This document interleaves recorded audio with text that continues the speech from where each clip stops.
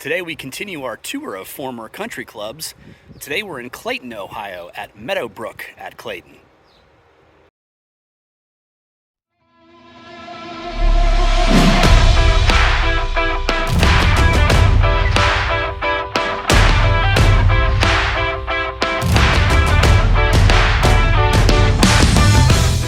Welcome back to Subpar Golf Reviews. Today, as advertised, we are in Clayton, Ohio at Meadowbrook at Clayton. What a lovely drive to get out here. Did I say that properly? I think you did. I usually say Meadowbrook at Clayton. Yeah, Clayton, Ohio. There's an interesting history here at Meadowbrook. This was a country club for a long time. When did they sell? Do you recall? Let's see. The country club was established back in 1924. Okay. And the construction of the golf course started in 1927. And there's an interesting story about the designer of this golf course. Okay. It is a name that we have maybe talked about before, one Alex Nipper Campbell. Oh, okay. Old Nipper is from Troon, Scotland, and he came to the United States early 1900s, and he had a job as the head professional at the country club at Brookline. And he was a key figure in the development of Francis Ouimet, who was the first amateur to win the U.S. Open. I remember you mentioning this before. Pretty cool history with Nipper Campbell. He came to the Dayton area at some point, and he was a professional down in Cincinnati at Los Santoville, and he was a professional just up the way a little bit at Miami Valley Country Club. And at some point he got into golf course design, and he designed this golf course at Meadowbrook. It's a nice design. It is a pretty cool design. Yeah. It's not quite as good as his second effort, though. In 1929, Nipper Campbell designed Moraine Country Club, which not only is probably the best golf course in this area, it is routinely in the golf magazine top 100 in the U.S. Yes. So I think for the 2022-2023 season, it was 77 on the list. That's a good number. So that was a fine effort by Nipper. This is a nice golf course too, though. It's a really nice golf course. I wouldn't say it's overly challenging, but I will say the greens are very small. There are a lot of key elements here that would lead you to believe that this golf course was built in 1927. Oh my goodness. The greens are all little bitty. Yes. It has a lot of bunkers. And I would say on most holes, the bunkers are bigger than the greens. That's fair. Yes, definitely. You've also got a lot of the back and forth on the fairways going from hole to hole. Right. There were a couple of holes where we were facing people to tee off. Yeah, there were a couple of challenging. I mean, maybe for other golfers who hit fairways, it's not as big a deal. But for my friend here and me, we like to go lots of different directions. I like to explore the course that I play. You get your money's worth. You see the whole thing, right? Right. Well, I play just your fairway. That's right. You can meet new people and experience different holes. It's a great thing. Speaking of getting your money's worth, the price was really good. The price was right, Bob. Yeah. This might be the top in terms of value golf that we've found so far. For sure. So weekday rate here at Meadowbrook was $23. Yes. Now that's to walk, and this is a walkable golf course. I think from the tips, it plays about 6,600 yards. So once again, from the 1920s, right? That's what you'd expect. And there's a little bit of an interesting scenario here. We've crossed the street at other golf courses. Correct. This one, you cross the street, but it's a little different street. There's like a private drive when you come off of the main drag out there, and it comes all the way up to the clubhouse.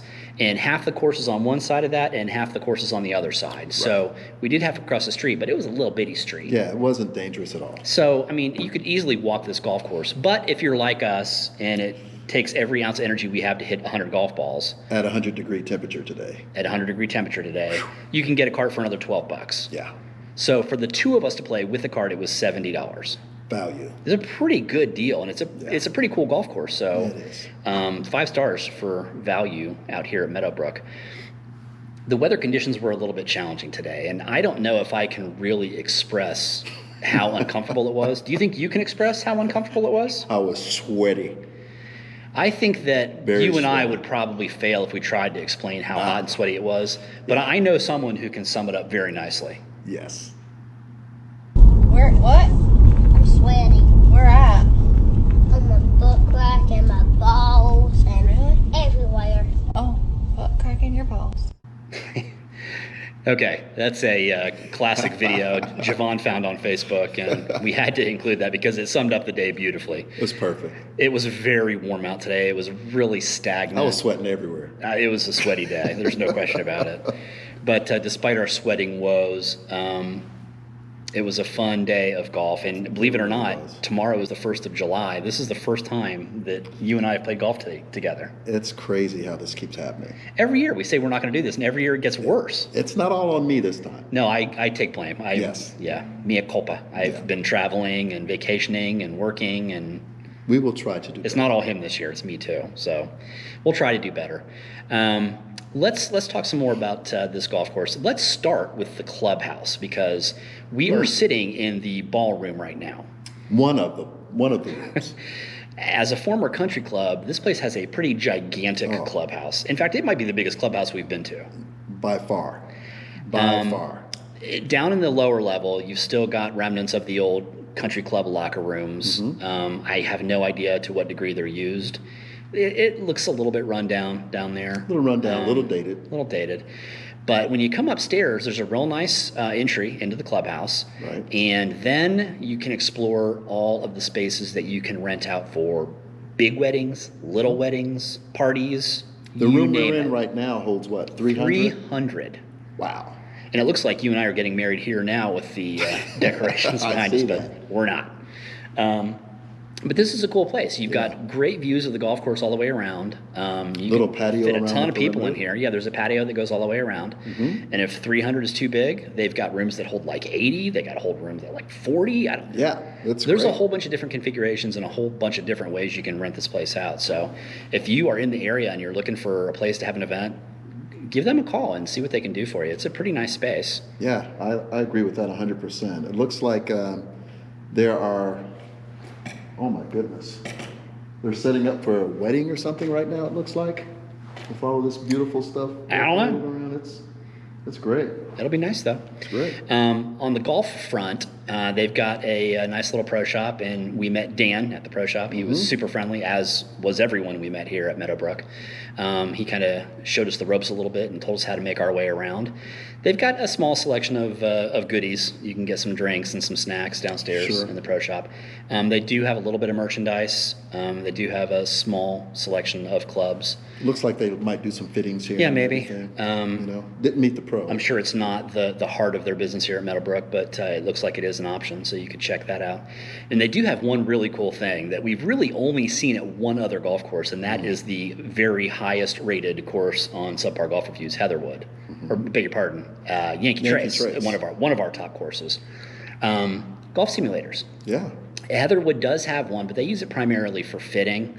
Yankee Trace has like what, 3? They have 3, and here they have? They have 2 here, so that's cool. We haven't seen a lot of other courses, public courses for sure, that have simulators. And we checked on the website, and it seems like the rates are super Ridiculously reasonable. reasonable. I don't remember what Yankee Trace charges, but it seems to me it was a lot more than they charge here. What is it, $15? It was like or something? $15 per half hour, and there's no additional charge for extra golfers. Right. So you and a few buddies could play a round of golf in the winter and not spend a ton of money. Right. So if you're in the Clayton area and you want to work on your game over the winter, this is the place to come. This is the place to come for Yeah. sure. Not only that, I guess back in 15 or shortly after they sold the place, they put in a pickleball court.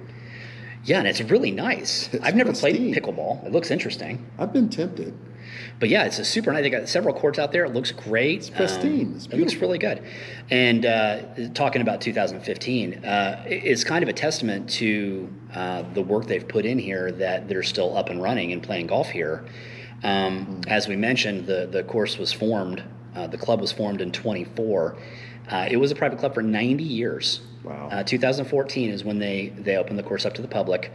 And then think about what's happened since then, right? They had the tornadoes that came through 2019. here. And then we had COVID. Yeah. So it's a Friday afternoon, and they had a pretty good crowd here. There were a decent number of golfers. There were a decent number of golfers. We didn't have to wait. We played our round in 3 hours and 28 minutes. It was ridiculous. Yeah. And it was actually an uncomfortable pace. Yes. But that's just kind of the pace we played. There was a group in front of us and a group behind us. I didn't ever really feel pushed. We just kind of all moved along together Yeah, at it was a great. rapid pace. And I think on the cart, they suggest you should play around in 4:10. And like, wow, that seems quick, but we killed that. Yeah, we killed it. 4:10, we could have played 9 more. I do miss having someone out on the course on a day like this to sell drinks and beverages. It was very hot. And we've seen that at quite a few courses in the area. Yeah. They just don't have someone out selling drinks. Fortunately, we stocked up, and then we came to see Dan at the turn and stocked up again. So we were hydrated. Yeah. Let's talk about the course itself. Okay. We've mentioned that it's kind of your typical older school kind of little bit tight. There are lots of tree-lined fairways. Lots of trees. Not enough to keep us on our own fairway. But Lots of sand. Lots of trees. Tons of bunkers. I'll tell you what, you and I were in a ton of bunkers early, and it's probably because we didn't warm up. Right. We could have. They do have a small driving range here, and I preface small, and you can see in the photograph, the sign says, yo, don't hit your driver because this is a Yes. shallow driving range. This is just for warming up.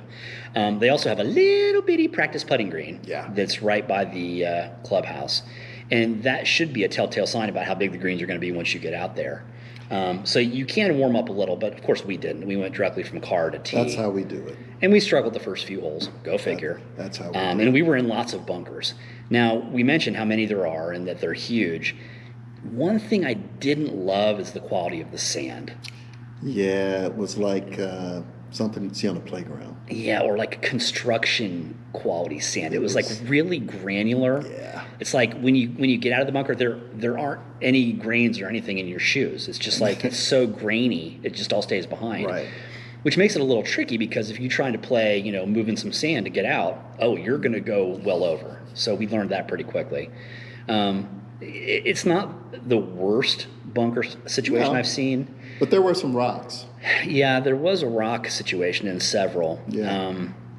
And that extended to the putting green on some holes. Unfortunately. On this particular hole, I picked up several that were around the hole, I guess from people just blasting out and sending rocks everywhere. So Yeah. love to see them. I mean, it would probably cost a fortune with all the bunkers they have, but would love to see a little higher quality sand without the rock. Yeah, it would cost them a fortune. The course itself is generally well maintained. They could probably cut.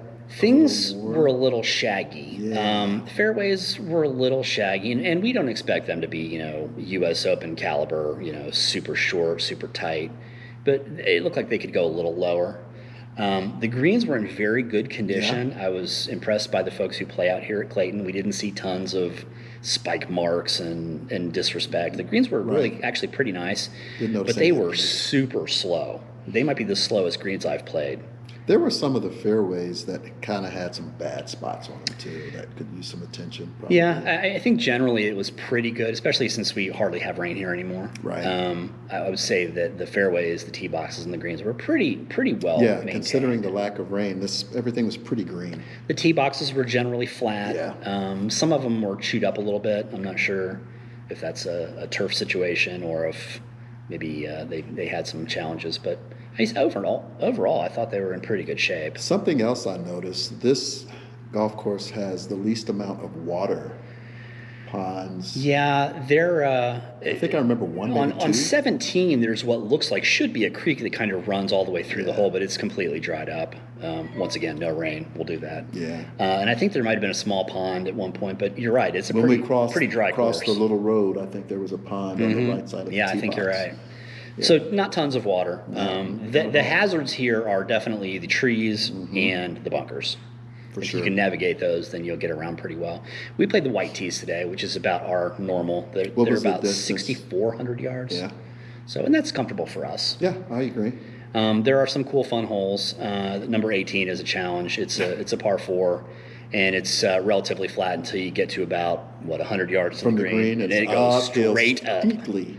So that's kind of a cool hole. Some good elevation changes.